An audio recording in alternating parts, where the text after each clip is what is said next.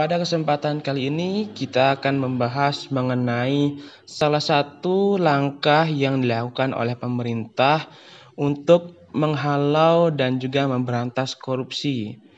Yakni, apakah langkah tersebut? Langkah ini berkaitan dengan APBD. Simak selengkapnya setelah yang berikut ini.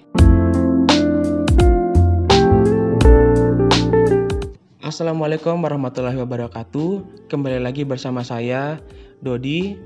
Dan untuk mengetahui bagaimanakah langkah yang disebutkan di awal tadi, pertama kita harus mengetahui terlebih dahulu mengenai apa yang disebut dengan e-budgeting.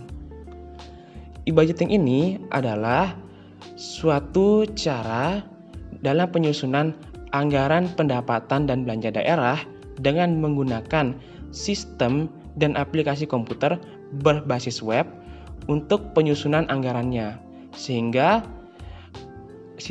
bagaimana APBD tersebut disusun akan terpampang jelas di dalam situs atau tempat diuploadnya APBD tersebut.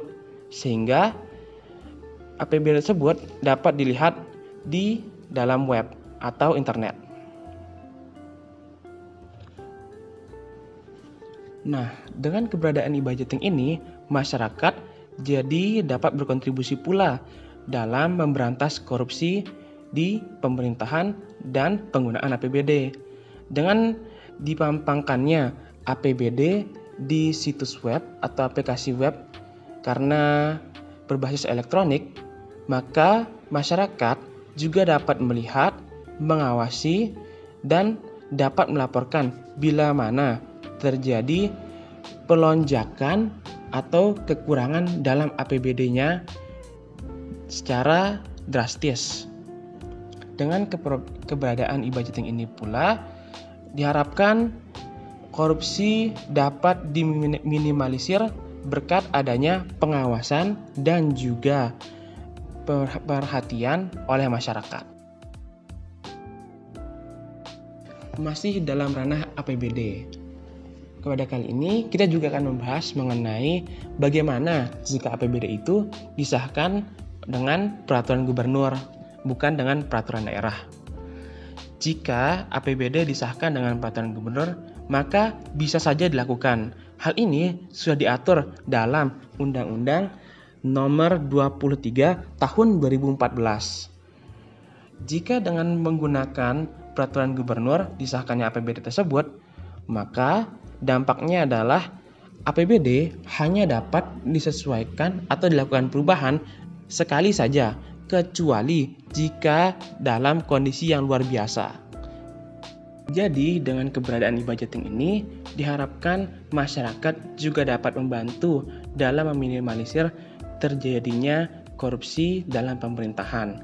Karena dengan e-budgeting semua detail mengenai APBD terpampang jelas secara publik ditunjukkan melalui situs atau website daerah tersebut. Serta jika APBD disahkan dengan peraturan gubernur dan bukan peraturan daerah, bisa saja dilakukan.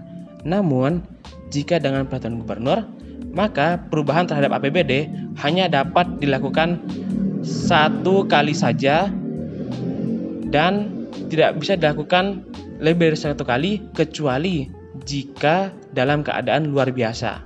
Sekian dari video kali ini. Terima kasih telah menonton. Like jika suka, dislike saja kalau tidak suka. Jika ingin komen atau subscribe silahkan. Kita bertemu kembali di video berikutnya. Assalamualaikum warahmatullahi wabarakatuh.